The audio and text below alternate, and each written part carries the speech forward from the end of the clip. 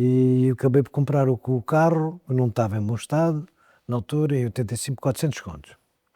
Mas foi o seu primeiro dito Foi o clássico. meu primeiro carro desportivo. Clássico. Que na altura tinha, este carro é de 69, portanto isto é 84, tinha 15 anos. E nós temos esse carro agora neste momento. Onde estamos a gravar o programa. Exatamente.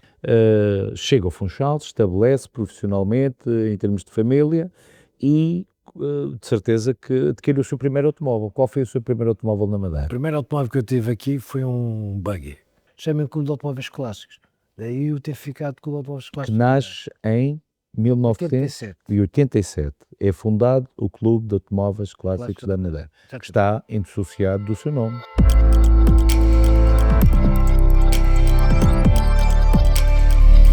Sejam bem-vindos a mais um podcast da AD Automóveis, uma vez mais à volta do mundo automóvel. Caro Adelino, agradeço também a tua presença, naturalmente como a entidade organizadora e promotora do AD Automóveis, que naturalmente estamos já na 4ª edição, corrijo-me se estiver enganado, e vou diretamente ao nosso convidado, que é por todos conhecido na nossa ilha, e não só, Dr. João Mendes de Almeida. Seja bem-vindo, muito boa tarde, ou bom dia, ou boa noite, depende da hora que se visualiza este podcast, que aproveito para referir que os anteriores programas estão disponíveis no nosso canal oficial no YouTube.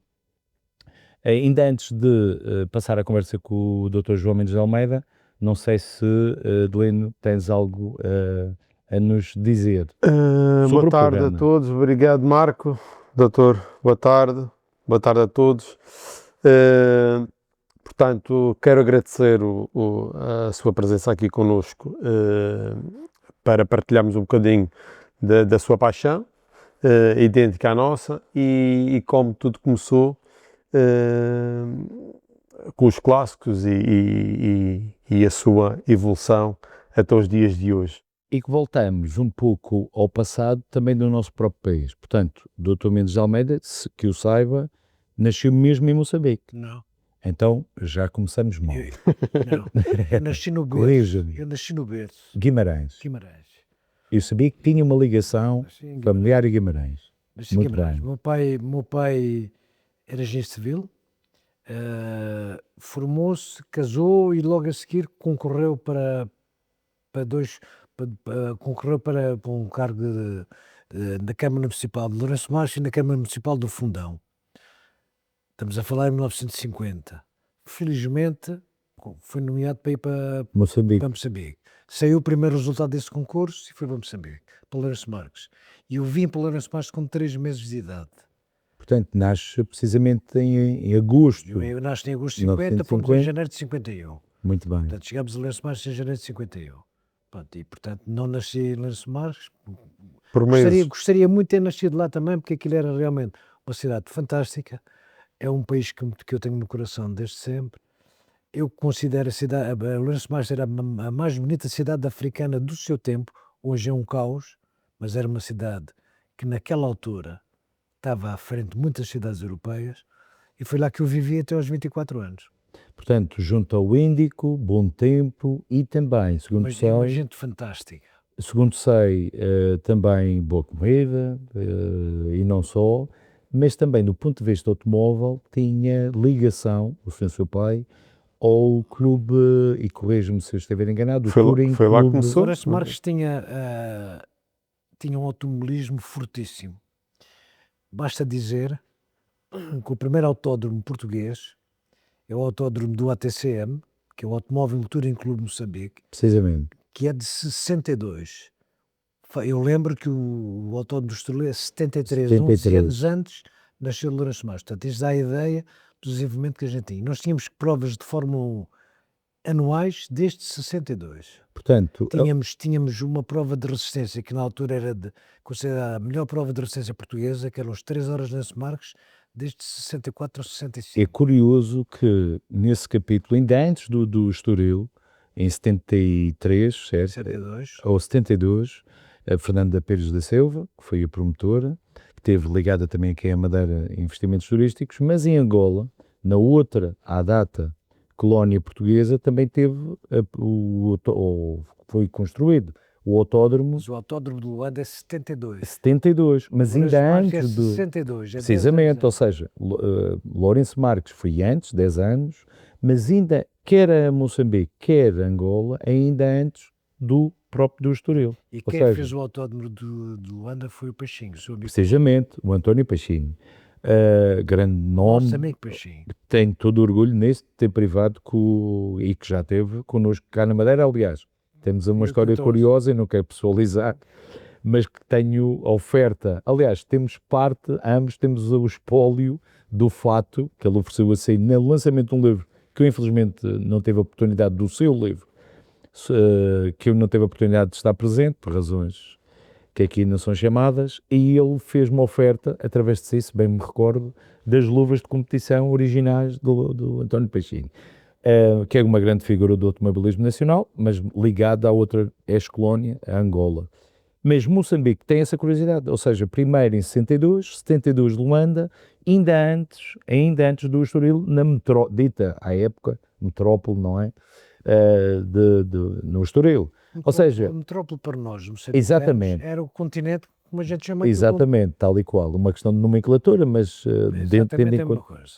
Ou seja, desde logo familiarizou-se e cultivou o automobilismo. O meu pai foi em 53, era vice-presidente do ATCM.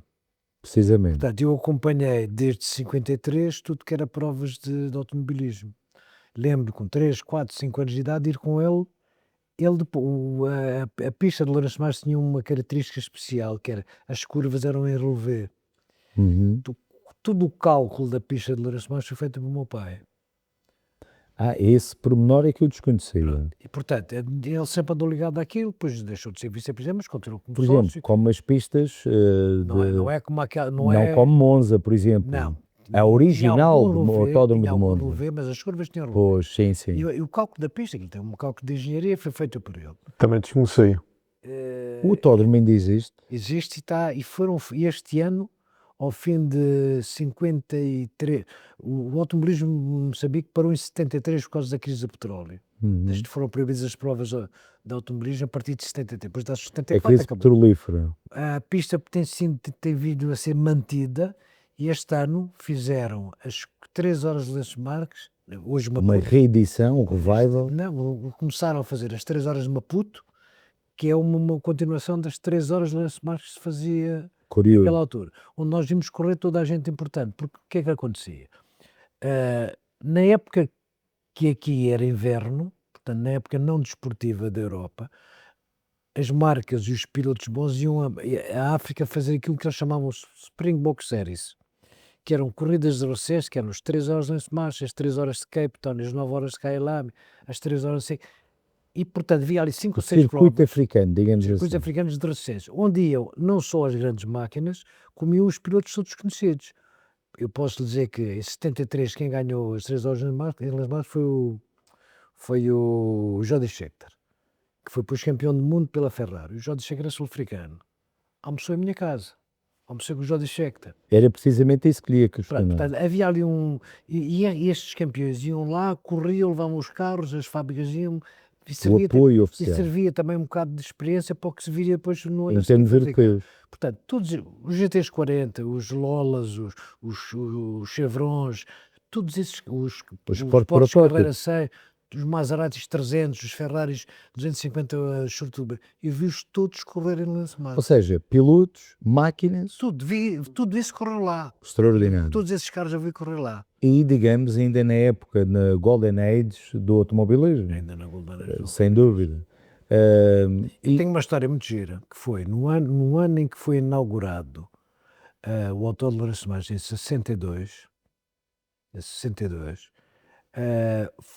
além de outros corredores, foram dois corredores angolanos concorrer em Lourenço Marques, que foi o Álvaro Lopes, que foi num Ferrari 250 Shortile Base, e o Maximiano Rodrigues, que levava um Maserati 300S.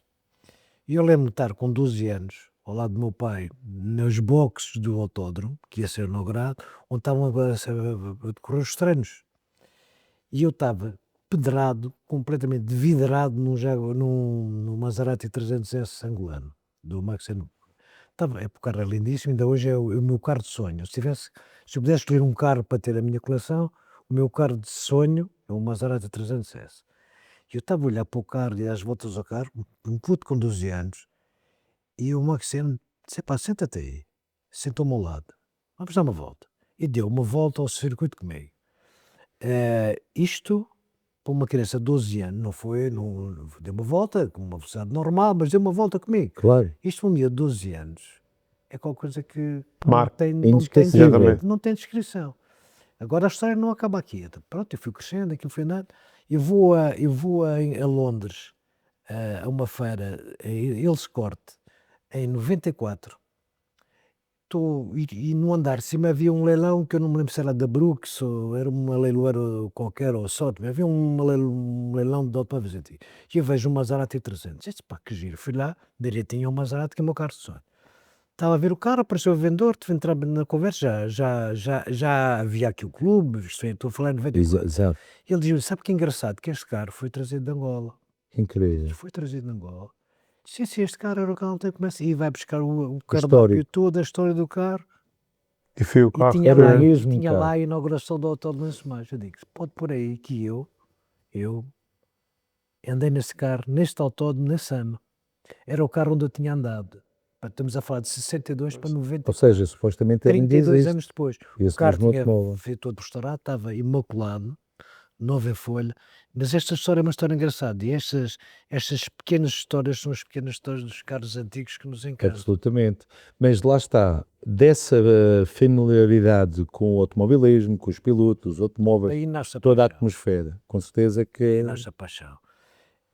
Pronto, sempre andei ligado aos carros, não houve uma prova que se realizasse naquele autódromo que eu não assistisse. E estava ligado umbilicalmente ao autódromo, pelo seu pai. O meu pai tinha um camarote, tinha um camarote na bancada, nós recebíamos o convite anualmente e ele já não ia, mais tarde, nos anos 60, 70, finais já não ia, já não ligava aquilo, mas eu e o meu irmão íamos sempre com o convite para o camarote a ser às corridas. Mas o seu pai foi presidente foi vice-presidente do ATCM, esteve ligado há alguns anos. Um período de 4 ou 5 anos. E depois sempre acompanhou, ajudou-me depois a montar a pista, aquilo tudo, mas depois deixou de ser, continuou sócio, mas não como presidente. Já agora... Já não acompanhava tanto, talvez. Tenho curiosidade. Acompanhávamos nós. E lá estou, quero evitar pessoalizar a conversa, mas... Lembro-me de encontrar um PIN, algures numa pesquisa na internet, não sei se foi em Portugal. É engraçado, essa história é engraçada também. O ATCM é fundado, não é o ATCM, em 48 funda-se o Automóvel Clube de Moçambique. A gênese do clube. A gênese, que é o ACM. Que mais tarde, 4 anos depois, por imposição do ACP, o ACP chama o clube de Lourenço Marques, moçambicano, chama o clube de Angola e há ali para uniformizar a nomenclatura. Há ali uma cedência e o ACM passou a ser Automóvel Touring Clube de Moçambique. Uhum. Tal como o de Angola passou a ser o ATCA, Automóvel Touring Clube de Angola. Para uniformizar. O que acontece? Eu tive sempre o emblema de grelha do ATCM, ok? E um dia anda a pesquisar... E um dia o Marco manda-me... encontrei um emblema de Moçambique ACM. Eu não acredito. Mas você contou-me na garagem. Era o emblema inicial. Exatamente. Era o inicial. Tenho ideia que era um site português de venda. Deve ser único. Não deve existir em mais sítio nenhum. Está hoje no museu na... Sim. Você falou-me dessa história quando fomos à garagem. Pelo menos já tenho a minha história para contar aos meus netos que esse PIN foi através...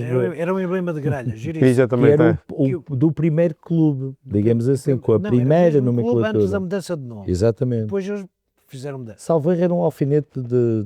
Não, de grelha. Emblema de grelha. Ou emblema de grelha, exatamente. era um emblema de grelha. Mas, em suma, essa fase inicial na sua ligação aos automóveis, em Moçambique, Lourenço Marques, todo aquele ambiente exato, um ambiente africano, digamos assim, em que havia quase uma pré-época dos pilotos, grandes pilotos da altura e das máquinas da altura, uma pré-época para a época que se adivinhava seguinte, a nível europeu. Mas quais as maiores memórias que, além das que nos referiu em relação ao circuito, havia fora do circuito também outras provas, ou não? Sim, havia campeonatos de rallies, havia tudo como há hoje. Havia rallies e havia muito dinamismo. Havia muito dinamismo. E até da influência, julgo eu, da África do Sul, da vizinha África do Sul. Tinha automobilismo, precisamente. Tinha imensos corredores de Fórmula 1, de protótipos. Muitas vezes acabava uma época, os carros do ano seguinte iam para a África do Sul e para a Rodésia. Havia grandes pilotos sul-africanos. O Jordi Scheckter é sul-africano. Era nesse ponto que eu queria referir da ligação da África do Sul, que sempre houve e ainda continua com certeza a existir. Porque a África do Sul está tão mal ou pior como saber. Atualmente, mas eu referi-me à época. Sim. Portanto, na época havia uma ligação muito grande. Uma influência. Tinha o poder económico totalmente diferente. Portanto, havia muito mais pilotos sul-africanos com carros de nível do que nós, não é? É lógico. Mas agora, poderiam... eram todos correr. Tal e qual. Eu posso dizer, por exemplo, na prova inaugural, na prova de Sport do Autódromo de Lourenço Marques em 62, só a grelha de partida à frente a gente tinha o Jaguaré do Mané no Garapinto, e depois tinha um Aston Martin DB3S, tinha um Ferrari 250 Solto Wheelbase, tinha um Maserati 300S, tinha um Porsche Abarth, tinha um Arnold Bristol, só na grelha assim à frente, fora tudo o resto para trás. Ou seja, uma grelha hoje em dia uma grelha tão boa como qualquer parte da Europa. Sem dúvida. Tão boa como... Portanto, nesses carros a gente viu-os todos correr lá. Mas nessa fase inicial de Moçambique só acaba por regressar já depois da independência. Entretanto, o que acontece? Quando se dá o 25 de Abril, portanto em 74, eu estou no 5º ano da faculdade. Em Lisboa? Não. Estou em Lourenço Marques. Estou no 5º ano da faculdade. Em abril de 74. Acaba em junho, julho, acaba o 5º ano, entro no último ano do 6º ano. O que acontece? As coisas complicam-se. Eu sou mais velho de 7, portanto tenho 6 irmãos abaixo de mim, dos quais 5 são mulheres. O meu pai, na altura, um bocado aflito com aquela gente toda. O meu irmão estava a fazer a guerra, pertencia à 8ª Companhia de Comandos. Na altura em que se estava a preparar a independência, a gente sabia que eles iam caçar as tropas especiais. Muitos deles foram limpos, e o meu pai, a primeira coisa que faz é pegar o meu irmão e vai pô-lo ao Brasil, para tirá-lo rapidamente dele. Ele é desmobilizado e leva-o e põe no Brasil. E quando vai ao Brasil, consegue um contrato para ir para São Paulo, trabalhar numa empresa que é a Hidroservice, que é a empresa que fez o aeroporto, o projeto do aeroporto aqui da Madeira. Muito bem. E para dar aulas na faculdade. Então o meu pai deixa o meu irmão e vem buscar o resto da família, vai para lá. E eu venho para Lisboa fazer o último ano, felizmente, para ficar formado por Lisboa e não ficar formado por Maputo. Okay? Portanto, eu venho para Lisboa acabar o curso, pensando, vou acabar e vou depois a seguir ter com os ao Brasil. Portanto, eu chego em setembro de 74, formo logo na primeira época, consegui fazer tudo na primeira época. Portanto, eu acabo em junho de 75, preparar-me para pegar um diploma e para ir ter com eles. O que acontece? Nessa altura era Ministro de Estado o Álvaro Cunhal, que não lhe entrega os diplomas aos médicos enquanto não fizesse um estágio obrigatório de 2 anos. Tipo um pagamento ao Estado. E eu, onde é que eu posso fazer o estágio? O país abriu-se e eu disse, pá, não quero ficar em Lisboa, estávamos em pleno gonçalvismo, disse, pá, mais revoluções, mais eu não quero nada disto. Sempre mais calmo. Ofereci-me para ir ou para Portimão ou para o Funchal. E para o Funchal porquê? Porque sempre que nós vinhamos a Lisboa, e isto era tipo nos africanos, nós vinhamos passar a vez a Lisboa e regressávamos de avião e regressávamos sempre de barco, que levava-se coisas, levava-se material. E eu tinha passado aqui na Madeira 3 ou 4 vezes. Pois, talvez no Santa Maria. Lembro de pararmos ao Largo, no Príncipe Perfeito, no Infante do Henrique. Companhia Nacional da Navegação Colonial. Da Mergulhança. Lembro disso tudo e eu disse, pá, o Funchal é uma zona, uma cidade gira, se calhar era um sítio bom para o estagiar. E eu ofereci para vir para o Funchal e consegui. Pá, de vir para o Funchal, cheguei aqui em novembro de 75.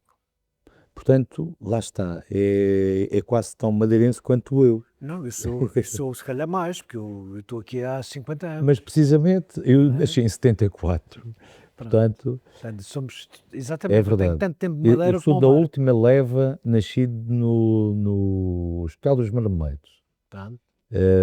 Ainda antes naturalmente, da abertura do centro hospitalar do Funchal. Não, o Hospital do Funchal abre em 73. Não sei se em 73 tem logo a obstetrícia cá em baixo. Pois, eu sei que nasceu em junho de 74, ainda no Hospital dos Marmeletos. Do Hospital do Funchal, que a gente chamava Hospital Novo, que é o Tonel, mas precisamente, só abriu na altura em que eu cheguei. O meu grupo é que veio abrir... Otorrino. Não é o Torreno, o meu grupo de médicos, quando veio para o Funchal, nós viemos, o meu grupo tinha 19 médicos, quando viemos em 75. Foram destacados para a abertura, não, nesse ano é que abriu a urgência aqui em baixo, que a urgência era sempre os Marmeletos, e o hospital aqui em baixo já estava aberto há 2 anos. Ainda tem mais esse pormenor, que naturalmente para quem nos ouve, o Dr. João Mendes de Almeida é médico, otorrino. Mas eu cheguei aqui clínico geral, depois é que... Claro, ainda antes da especialidade. Exatamente. Mas lá está, és a segunda fase, digamos assim, do Dr. João Mendes de Almeida em relação também aos automóveis e à sua vida profissional, com certeza, e acaba, portanto, por ficar. Brasil só de férias. Não, porque eu cheguei aqui, solteiro, bom rapaz, formado, porque não me deixaram sair. Então, apaixonou-se não foi só pela ilha, Um ano e meio depois... já estava madeirense. E apaixonou-se, julgo que não foi só pela ilha, portanto, sim, com certeza. Arranjou a companheira, com certeza, e decidiu ficar. Tive que ficar mesmo, não é? Pois. Não, mas não estou nada arrependido, eu hoje sou tão madeirense como qualquer madeirense. Com certeza que sim, com certeza, não pomos a mínima dúvida nisso.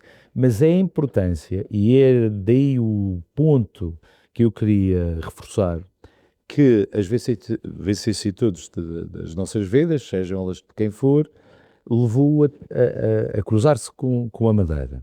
Num período conturbado da nossa história comum, em termos políticos, no pós-25 de Abril e tudo isso, acabava por ser o Funchal, suponho eu, ainda tranquilo, passo...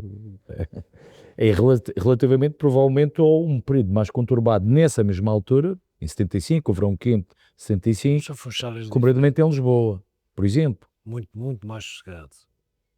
Qual é para si o Funchal? Como é que descreveria o Funchal que encontrou em 75? Olha, posso lhe dizer que é engraçado também. Quando eu cheguei ao Funchal, o Funchal não tinha um semáforo ainda. Posso lhe dizer que na altura que eu cheguei aqui em 74, Lourenço Marques estava 50 anos à frente. Acredito. 50 anos à frente.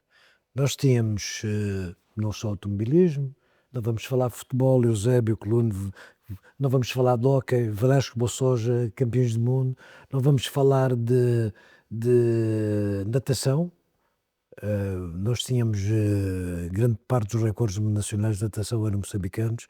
Em 72, todos os recordes femininos de natação, em todos os escalões, em todas as distâncias, eram do desportivo de Lourenço Marques. Mas é curioso. Portanto, Lourenço Marques tinha, em termos de Moçambique, tinha grande dinâmica. Talvez pelo clima, talvez pelas pessoas, talvez pelo contacto com a África do Sul, nós tínhamos um desporto super desenvolvido. E era uma cidade, nós tínhamos uma universidade com os cursos todos, exceto direito, porque politicamente não tinha interesse, nós tínhamos tudo. É curioso que a Universidade de Lourenço Marques, no pós-independência, muitos dos seus quadros vêm formar uma universidade através do Dr. Veiga Simão, que é a Universidade de Aveiro. Há essa ligação entre Lourenço Marques... A maioria das pessoas vieram todos... Quando regressarem. Posso dizer, por exemplo, na altura que eu saí de Lourenço Marques, a Universidade de Lençóis de Medicina formava 90, 100 médicos por ano. Outra dimensão. 90 a 100 médicos por ano. Só a Faculdade de Medicina. Posso dizer que há uns anos atrás, eu estou a falar há meia dúzia de anos, Moçambique inteiro tinha 70 médicos. Quando nós falámos na nossa altura, quase sempre por ano. As diferenças, Portanto, enfim. estou a falar só de medicina, não estou a falar nos outros cursos. Mas, em suma, Moçambique, como também Angola, de resto, notabilizaram-se por grandes dinâmicas, não somente no automobilismo, como outras áreas da sociedade, que faziam quase envergonhar a própria dita metrópole, e onde o Funchal acabava, como dizia, a estar, no comparativo de quem viesse na época de Moçambique, um pouco parado no tempo. É diferente, Diferente realidade, é certo. Mas era uma cidade grande em qualquer parte do mundo naquela altura, era uma cidade que tinha, já naquela altura, 200 ou 300 mil habitantes, Funchal tinha Incomparável. 100 mil. Mas Tem praticamente o número de habitantes que temos agora. E era precisamente o que eu ia dizer.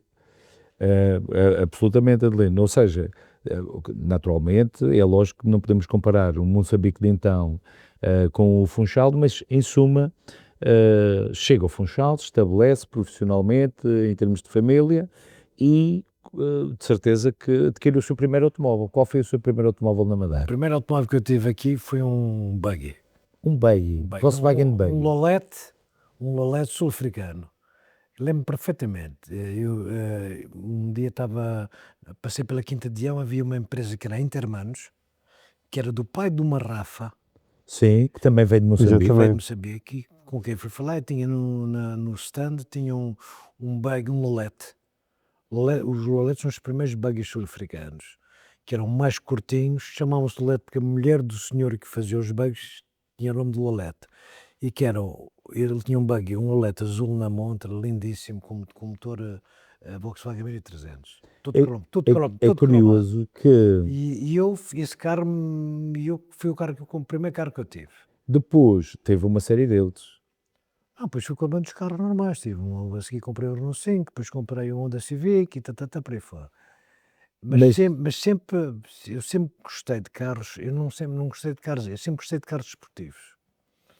E havia um carro que me marcava desde os meus 17, 18, que era o Strive TR6. O Strive TR6 era um carro era aquele carro que eu na altura gostaria de ter tido. E então, já 4 ou 5 anos depois, portanto estou a falar em 85, eu tenho um colega meu que é psiquiatra aqui do Funchal, que trouxe de Lisboa para cá um TR6. E que em conversa percebi que ele ia vender o carro. E eu acabei por comprar o carro, não estava em bom estado, na altura, em 85, 400 contos. Mas foi o seu primeiro dito clássico. O meu primeiro carro desportivo. Clássico. Que na altura tinha, este carro é de 69, portanto isto é 84, tinha 15 anos. E nós temos esse carro agora neste momento. Onde estamos a gravar o programa. Exatamente. Há coisa... Esse carro tinha, na altura era um carro com 15 anos. Com alguns maus tratos, e eu resolvi, e eu disse, pá, eu como não gosto de coisas velhas, gosto de coisas antigas, não gosto de coisas velhas. Disse, se for restaurar o carro. Tinha um amigo, que era o engenheiro Jorge de Castro, que foi um senhor que correu, que era o dono da fábrica de tintas Inal, pedi-lhe ajuda e começámos a restaurar o carro nas oficinas da Cancela. E pronto, e eu sem me aperceber, entrei no mundo dos carros antigos, porque comecei a ter que procurar peças, arranjar peças, restaurar motor, restaurar estofamento. E num período ainda anterior à internet e às facilidades. E então, é aí que ia chegar. E então, como é que eu arranjava? E depois, de repente, eu não há agência da Traif no Funchal, não há peças, e o meu amigo, Roland Beckmeier, tinha um hotel no Caniço de Baixo, na Contrata, e eu ia com ele para o hotel, no meu inglês e no inglês manhoso meu e dele, de telex pedir as peças para a Inglaterra. Os famosos de telex. Entretanto, logo a seguir aparece o fax, aí é diferente, porque a gente aí tinha o desenho, punha a sete, a peça é esta, depois facilitava. Comecei a entrar no mundo dos carros antigos através do Traif, quando a minha intenção não era essa. Entrar. E esse mesmo TR6 participa, digamos, no almoço quase de forma informal, mas preparatório, do que vinha a ser o nascimento do Clube de Automóveis Clássicos da Madeira. Há uma altura em 87, que meia dúzia de amigos que gostavam de carros desportivos e de carros antigos. Já agora recordo-me quem é que esteve precisamente nesse almoço. Estava o engenheiro Manso.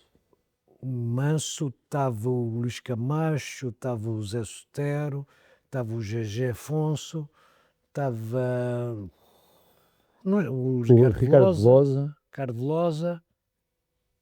Que eu já vi fotos, precisamente éramos pouquíssimos. Eu já vi uma foto. Éramos 7 carros. Fomos almoçar ao Galomar. Ou seja, esse almoço, que agora já é histórico, acaba por ser, não sei se foi no próprio almoço que se falou ou não. É o almoço de onde parte a ideia de fundar o Clube de Automóveis Antigos da Madeira. Ou seja, nós íamos chamar aquilo Clube de Automóveis Antigos da Madeira. Seria o primeiro nome. Só que o nome não foi certo, porque havia o Clube de Automóveis Antigos de Portugal. Para não colidir. E então aí alguém sugeriu, não chamem Clube de Automóveis Antigos, chamem Clube de Automóveis Clássicos. Daí o ter ficado Clube de Automóveis Clássicos. Que nasce em 1987. É fundado o Clube de Automóveis Clássicos da Madeira, que está indissociado do seu nome. Sim. E os fundadores, portanto, Os fundadores são esses. Entretanto, nesse almoço, faz-se um telefonema para mais 6 ou 7 pessoas que tinham carros. Também aderia a dizer. De repente já tínhamos quórum. Exatamente. Portanto, aqueles que foram ao almoço, mas esse é quem telefonamos e que aderiram de imediato, são 14 pessoas. Ou seja, é exatamente os fundadores. São os fundadores. São os fundadores do clube. Muito bem, era precisamente da história que eu tive conhecimento e que se confirma que foi esse almoço que deu origem a toda a ideia e ao que hoje em dia é o clube umbrella de todos os clubes aqui na Madeira e que está indissociado, que teve na presidência durante mais 10 anos. Os 10 anos, a primeira década do clube, onde tivemos imensas provas, tivemos... Tudo que é importante no clube, todas as provas começaram comigo. Recordo-me, por exemplo, do engenheiro Tozé trazer um dos Bugatti. Mas isso a história é outra. Isto foi assim. Muito a ver. Em 1990, em 1989, o engenheiro Barros Rodrigues, que é um escritor... Sem dúvida, muito conhecido. Que é provas e carros em portugueses, contacta comigo e disse: estamos já mais, o senhor está aí presidente do clube do ATCM, do CACM, nós vamos, estou a escrever um livro que é A Rampa dos Barreiros. Gostava de apresentar o livro no Funchal e gostava de fazer qualquer coisa à volta dessa prova, da apresentação do livro. E que recorde-se, é a primeira prova realizada na Madeira, a Rampa dos Barreiros, em dezembro de 1985, a 90 anos. Exatamente. Estamos agora a celebrar os 90 anos desta prova. Tudo bem, deixa-me pensar. E então o que é que fizemos? Fizemos uma semana dedicada à Rampa dos Barreiros, em que trouxemos um dos carros que tinha entrado na Rampa dos Barreiros, que é o Bugatti 35 do Engenheiro Tozé. Que infelizmente já não está em Portugal. Trouxemos um corredor nacional que tinha entrado na prova em 35, que era o Dom António Herédia. Ou seja, na época ele ainda era vivo, tinha 90 anos. Excelente. Juntámos um corredor madeirense que ainda era vivo, que era o Gama Pereira, que tinha um supermercado na Matur, em Machico. Fizemos, onde era o stand da Toyota, o Chico Tavares emprestou-nos o stand. Pusemos o Bugatti no meio onde stand, hoje é um bar, um café aliás. E montámos ali à volta, com fotografias, tudo a história da Rampa dos Barreiros, que foi visitada, porque ocasionalmente passou cá Mário Soares. Portanto, estava ocasionalmente... Eu tenho uma fotografia com o Mário Soares, junto ao Bugatti Tozé, nesse stand de coisa. E não estiveram também no Savoy? Não. E depois fizemos a reedição da prova, fizemos a subida da prova. Naquela bandeira em que o Dom António Herédio entrou no MG TC, onde o Tozé subiu no Bugatti 55 anos depois. O mesmo Bugatti subiu para fez o mesmo circuito. E fizemos um jantar no Savoy, que tinha sido feito o jantar em 35, em que homenageámos os dois corredores que tinham entrado, o do António e o Gama Pereira. em que homenageámos o fotógrafo que tinha fotografado a prova, que era o Raul Percelo, em que conseguimos arranjar um senhor que tinha servido o jantar em 35, que era empregado de mesa no jantar, trouxemos e fizemos uma homenagem exatamente como... Extraordinário. Pronto, e fizemos ali um recordatório, foi a prova que mais gozo me deu a organizar. Mas que também motivou a outra série de provas, a volta à ilha. Isso foi nascendo naturalmente. Exato. A primeira, estamos a falar em 90, a Rampa dos Barreiros em 90. A primeira, o revival, digamos assim, certo? Sim, a primeira volta à ilha é 87. É 3 anos antes, o clube já estava a andar. Sim, com certeza. Mas, portanto, dessa série de provas, a Rampa dos Barreiros, com certeza será à par da volta, das mais importantes, tendo em conta o histórico. Porque, infelizmente, a Rampa dos Barreiros foi enquadrada no campeonato nacional, na época, que por razões várias acabou por não se manter no calendário, porque havia a rampa da Arrábida, se não me engano. Portanto, no continente havia uma série de rampas. O circuito de Cascais... só se fez aquele ano. Exatamente, mas a ideia na época, embora aquele foi enquadrado inclusivamente nas festas do fim de ano e tudo isso... Não sei se era para o campeonato se era para pensar em integrá-la mais... A ideia na época, o que era falado no Diário de Notícias, era de certa forma dar continuidade, mas entretanto depois eclode mais tarde a Segunda Guerra Mundial e acaba por ser, enfim, gurou-se o que poderia ser o início digamos, de um maior número de provas desse género, e que a rampa, tendo em conta a nossa orografia, seria talvez à época, e ainda hoje em dia, uma das provas que mais se adequava, mas foi a primeira. Depois, em 48, temos a do Rotário. Em 48 temos a feita de provas de rotários. E depois, em 59, a nossa volta à ilha. Mas este enquadramento, e devo dizer, o tempo é sempre escasso. Aliás, já desafio a convidar o Dr. João Mendes de Almeida a um segundo programa, porque temos assunto e pano para mangas, como diz o povo. E falar um pouco é que é tão pouco tempo para tanto. Eu acho que se ficar adjudicado da sua parte... E temos acho que o doutor tem boas peças também para falar. É tudo. O tempo é escassíssimo. E desde já pedimos desculpa, mas ficam convidados para uma outra edição em que tenhamos como convidado o Dr. João Mendes de Almeida para abordarmos de certeza assuntos muito interessantes. Mas já com o tempo é escasso, mas não queria deixar de acabar este programa, que já corremos a passos largos para o fim, já numa fase posterior ao seu envolvimento do clube, passou, e muito bem, a nos deixar um legado para todos nós, madeirenses e portugueses no geral, quer na sua ligação umbilical a Moçambique, como inicialmente falávamos, como também, isto através do testemunho de livros que escreveu, como também, e recordo-me, o outro dos rotários, precisamente da prova de 48. Primeiro Rally da Madeira. Primeiro Rally da Madeira. Em 1948 foi organizado pelos rotários para subsidiar a luta anti-tuberculose. A tuberculose, exato. Depois teve o do automobilismo na Madeira. A história da Volta à Ilha Madeira.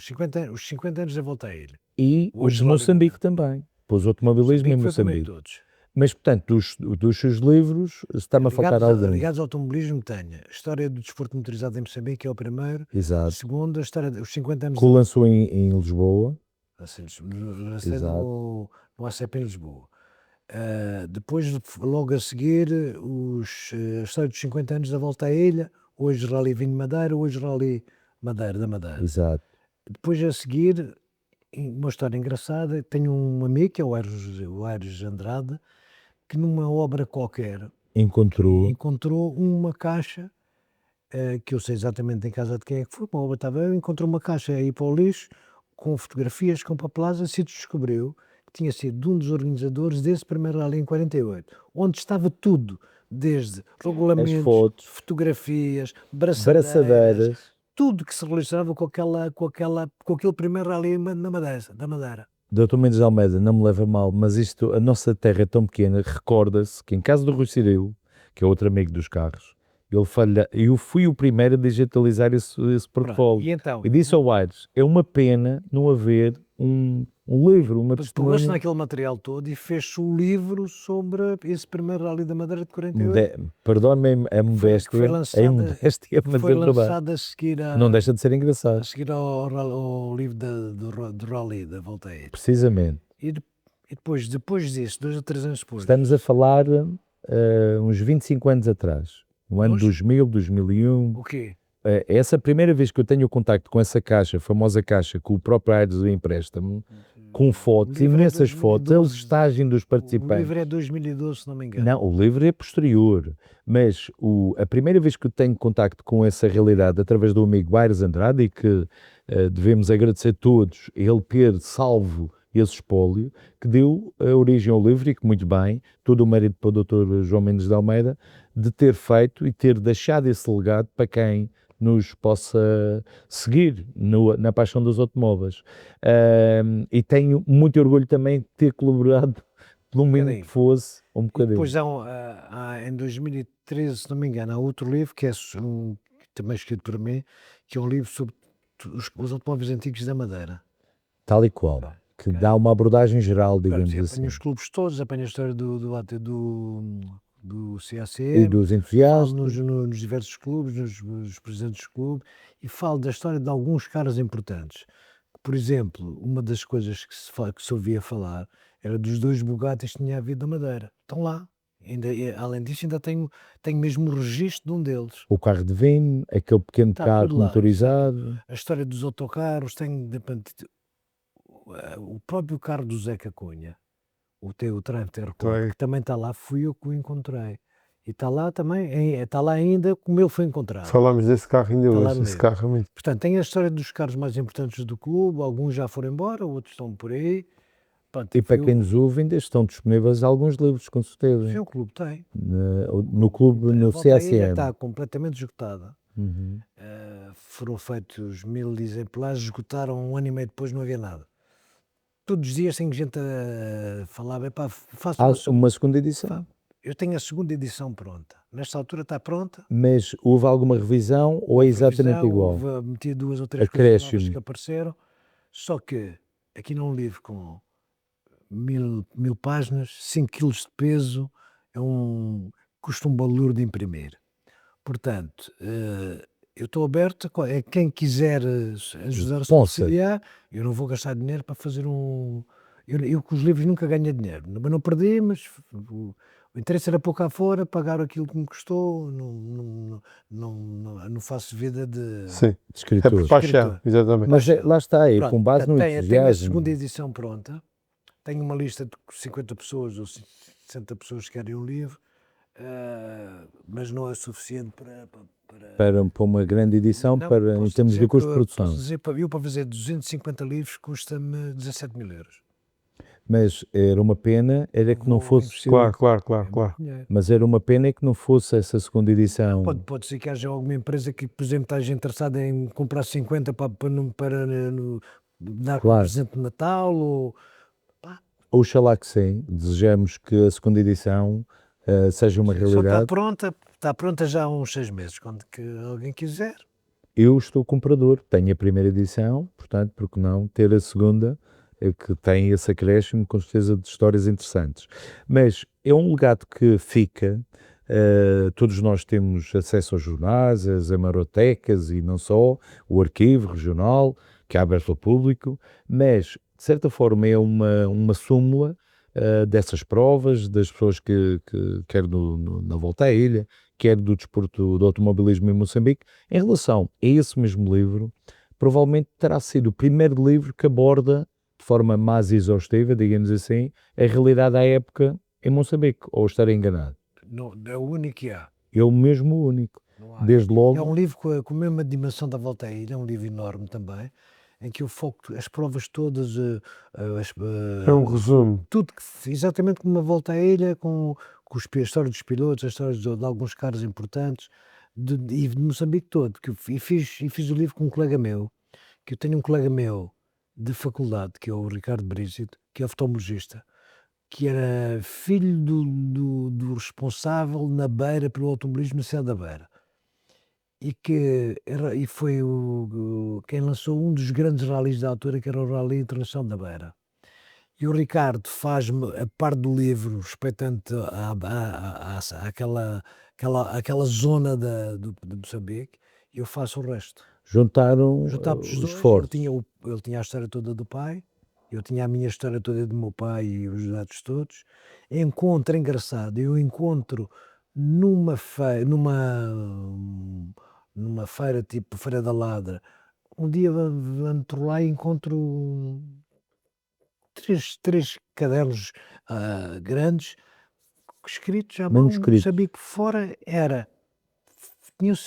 tinha a descrição feita pelo fundador do Clube de Automóveis de Moçambique, sobre a história, desde a fundação do Automóvel Clube de Moçambique. Mas manuscrito. Tudo feito à mão, com os recortes dos jornais. Mas comprou, adquiriu. Comprei, tenho isso comigo. E foi a base de arranque para o livro sobre Moçambique. Interessante. Pensei já fazer chegar a Moçambique, mas tem que confiar. Tem que ter a garantia que vão preservar. Vão observar, porque aquilo é uma peça de museu. Ainda para mais muito escrito. Mais 3 ou 4 anos do clube, que está à mão. Mas consegui identificar o autor. Perfeitamente, tem lá o nome. Pois, presumo que sim. Tem lá o nome. A história dos primeiros 3 ou 4 anos, com a descrição todas das provas à mão, escrita à mão, e os recortes do jornal dessa época. E o próprio livro entra na história também de Moçambique, faz parte hoje da história do país. Aliás, eu quando escrevi o livro de Moçambique, fui convidado para ir a Moçambique apresentar o livro a 11 de novembro de 2011. E 11 de novembro porquê? Porque 11 de novembro é o dia da cidade de Maputo, hoje, cidade de Venâncio Mares. Então estava tudo preparado para ir, bilhetes oferecidos na Lama, estadia no hotel, tudo bem. Um mês antes de ir, a Lama é proibida de voar para Portugal, para a Europa, porque não obedecia lá as normas técnicos e tal.